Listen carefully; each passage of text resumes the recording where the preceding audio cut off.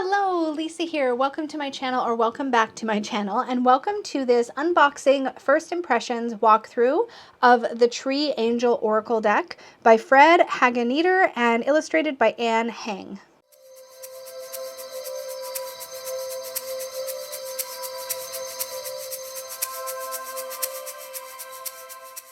So this deck was sent to me by the publisher to check out and see what you guys all think as well. The publishing company is Inner Traditions, and this is one that actually was low-key sitting on my wish list for a while because I think I first saw this deck actually on Don Michelle Bohotero's channel, and ever since then I've been really curious. So I'm excited to have a chance to check it out in person and see what I think. This is in a really nice sturdy two-piece box. Let's see what the back says. There are two types of angels, those with wings and those with leaves. Oh, that's so pretty. For thousands of years, people seeking advice or wanting to give thanks to nature have walked the ancient paths into the sacred grove. Since today, sacred groves have become rare and venerable, old trees in peaceful surroundings, it cannot always be found quickly when we need them. We're pleased to offer this tree oracle deck that can bring us closer to the tree angels once more. Experiencing the angelic spirits through the Tree Angel Oracle deck can enrich our lives and help us to rediscover our true connection to trees. Oops, I just totally fumbled the deck, but I love this. This is actually really exciting. So there aren't any thumb holes on the side, which is just a small thing. It doesn't feel like it's so snug that like you're gonna have trouble getting it out. But I will say something I've learned is if decks don't have the little thumb cutouts, if you have a tendency to put the base inside the lid, be careful with that because it can be a little tricky to get it back out. But this one actually feels like it'd be probably fine. Yeah, it's fine. The other thing is if it's empty and you put it together, it can be a little tricky because you don't have the weight of the cards to help open it up. So, pro tip for you. Oh, look, it's all green inside. That's pretty. Okay, so, oh, I love that the guidebook looks thick. And I also love that the guidebook and the cards are pretty close to the same size. So I did share with members of the Unicorn fam the box that I got from Inner Traditions with a few decks to take a peek at, and they had voted on the Animal Love deck, which I've also filmed. I don't know which of these walkthroughs. Oh, I already said that the Animal Love Oracle is going to come out first because the Unicorn fam voted on Animal Love to come out first. But the Tree Angel Oracle deck was the one that got the next amount of votes, and that was for my Sparkly Unicorns and up who can vote on some content here on the channel. So that was kind of fun to do, to share the box when it came in and kind of see what people wanted to see first. But anyways, I'm babbling. The backs of these cards is really simple and pretty with this gorgeous little like flower mandala design on the back. And these cards are glossy, but they're not that super mega, like, let's see if I can get it to catch the light. There we go. See, it's not that like super mega glossy. It's so that it's so reflective it's almost a mirror, but they're glossy, but they're nice. They feel like they'd hold up pretty well. And the cardstock feels like standard Oracle cardstock, nothing too thin or thick, so probably pretty easy to shuffle. When it comes to size, let's just grab a tarot card here for reference. They are they feel like they're less unwieldy than some Oracle cards, but they're still much bigger than tarot. All right. I'm excited to go through these. So one thing that really excites me about these, and let's get zoomed in on the image, is that the artwork has this really like sort of soft, ethereal painting of the tree, but within it you can see a figure. So you can actually see the humanoid within the tree, which I think is so beautiful. I'm really excited. I do wish there were keywords on the cards. This is just a thing for me. Like, I like to have a title and a keyword. Sometimes a title and multiple keywords. So I do kind of wish that there were keywords on the card, but I do really like this. And I don't feel like I would work with these cards without the guidebook anyway, unless I got to know it very well. But this is really pretty. The birch is gorgeous. I love that. Ash, walnut, elder.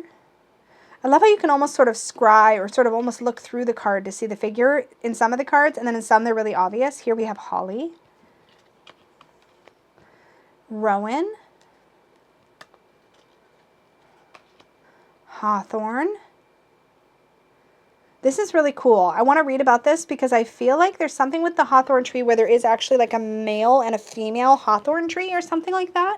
I'm curious. Let's peek early. Let's do it. I really want to know. Okay.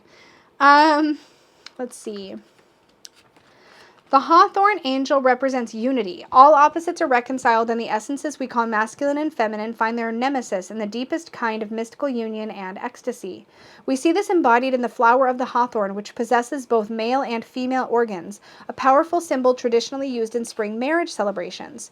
When descending into the denser levels of being and matter, where the source of life fragments into so many tiny reflections, the vibration of primeval union needs protection. This is where hawthorn stands guard, watching over the spring of life. In our ordinary everyday lives, we encounter hawthorn as a hedging plant, with its strong branches and fierce thorns creating enclosures and barriers. It doesn't just protect fields and pastures, but also our holy sites, those places where we search for the unity of life through ritual and prayer.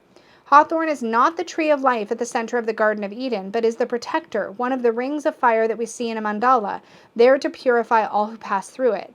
But if the hawthorn comes to you today, the way is open. The path into the great mystery is before you. You are invited to step closer. You have been found worthy, although this does not imply a judgment, but rather reflects the forces you attract because of what resonates with you. The mystery found in the temple of the hawthorn is the sacred alchemical marriage, true love and partnership. It can be between two human beings or between you as an earth protector and Gaia, the living planet, life itself. Hawthorn gifts to us all our loving attention, empathy, and gentleness, and from them spring protection, stability, and commitment to one another. Where the power of hawthorn is missing, we become brittle and mentally stiff. We experience alienation and indifference. We become unreliable and unfaithful, leading to decay and disintegration. And then it says, the oracle message here is the fulfillment of your love awaits you. That which you long for, like the water of life itself. Glimpse the sacred marriage, but do not search outside for what you cannot awaken within. Oh, that's really pretty. I really like the message, the message that it's not all about finding that other, it's also about finding that within yourself. And I like the idea of completion of the hawthorn flower having both male and female organs. I think that's really cool. Here we have oak, aspen. Aspen has this very playful energy, doesn't it? Hazel, juniper. You can really tell that whoever created this deck, Fred, really had an affinity for trees, like a very personal affinity for trees. At least that's what it feels like looking at this. Blackthorn, yew, field maple, elm, black poplar, larch. Oh, I love the dancing girls in the background there too. It's got a very nymph feel is what I was trying to say there. White willow, Scots pine, apple, spruce, ivy, olive, almond. I feel like there's trees in here you wouldn't expect, which I really enjoy. Hornbeam, beech, cedar of Lebanon, horse chestnut, sycamore, alder, pear, peepal, ginkgo, cherry, myrrh. So there's 35 cards, but this deck feels more substantial than a 35 card deck, if that makes any sense. A lot of times 35 card decks, they just feel kind of thin and insubstantial. So this card stock must be fairly thick. Let's see how it shuffles. Not bad of a shuffle. Let's do another sample draw, and this time I'm just going to read the oracle message, that little snippet that it gives us in the guidebook, and we'll take a closer look at the guidebook as well. All right, let's pull a card. Alder. All right, let's take a look at the guidebook. Let's zoom in a little bit more again. All right, so we have our table of contents. So every single tree is listed in the table of contents. You can easily find, although the cards are also numbered at the top here, which is great. So you can usually just navigate by the number on the card pretty easily. So there's a little bit about this book and a little bit about the wildwood of the soul, which I'm assuming is about the trees you find in this deck. This looks like actually a really interesting read. There's some information here that looks like it talks about the descent of trees, the tree of knowledge. Really interesting. Nature spirits and tree angels. Tree oracles. So there's actually, they've put a lot of thought into this, the tree angel oracle. How they selected the tree species. Huh. As with many concepts of a spiritual nature involving trees in recent years, the species that form the tree angel oracle are associated with the ancient Irish tree alphabet known as the Ogham. But the tree angel oracle must be applicable much farther afield than in the ancient land of the Celts. Since the Celtic era, more species of tree have found their way into our region. They are often non-native trees that have been introduced into our landscape, but does that make them any less worthy of inclusion? Should we ignore beautiful trees such as the poplar, sycamore, or the Chinese ginkgo simply because they were not growing in our region 2,000 years ago? I therefore ask, how can we human beings, given our own brief time on the earth, stand in judgment of such beings? I therefore asked for the forgiveness of several of the Ogham plants, the reed, gorse, and heather, and offered their places to others. Okay, so it's not going to line up perfectly with the traditional Ogham. There was a whole host of potential candidates, and since the set has been expanded to 36 cards, is there 36? I thought there was only 33. Anyways, what does it say on the box? I'm confused. For some reason, I thought the last card was 33. I don't know. Maybe I made that up. Let's see what it says in the contents. 35. Oh, but it starts with birch, which is 0. So there's 36 cards. Okay, I was just having a moment. I was like, what? I lost my place that I was reading. I'm sorry. I got distracted. There are some card spreads here. A single card, a 2 card, a 3 card. And they do seem tree themed, which is cool, and a 4 card. And then you have your actual write-ups. So let's take a look at Alder, which is card 30. They aren't alphabetical, but they are numbered, as I said. So pretty easy to find what you're looking for. So here's Alder. Let's just go to the little snippet in the back. So how it's structured in the guidebook is you get like a page and a bit that is the write-up on the card. And then when you turn to the next page, that's where you find your thumbnail image of the card and your little oracle message here. There's really a lot in here, but it is a little confusing because usually you expect to find the picture and the write-up here next to the, like before you get to the main longer write-up, because that's what we're used to in other oracle decks, I think. But here it comes after. So your page for Alder starts right in with text right here. Starts right in with the text, and then you flip the page to get to this part. So here's what it says. Old wounds fester, new tears fall into the stream. A warm, loving hand touches your eyes, your scars, and your heart becomes a star in heaven. The stream carries away your burdens, relief remains. Aw, that's so soothing and pretty. So I really, really like the feel of this. I also like the artwork is all very uniform. You could totally trim this if you wanted to. Like if you didn't care about the numbers at the top, you could trim the sides and the tops off and just have the name at the bottom. And then you could just literally use the table of contents to look up whatever card you're looking for.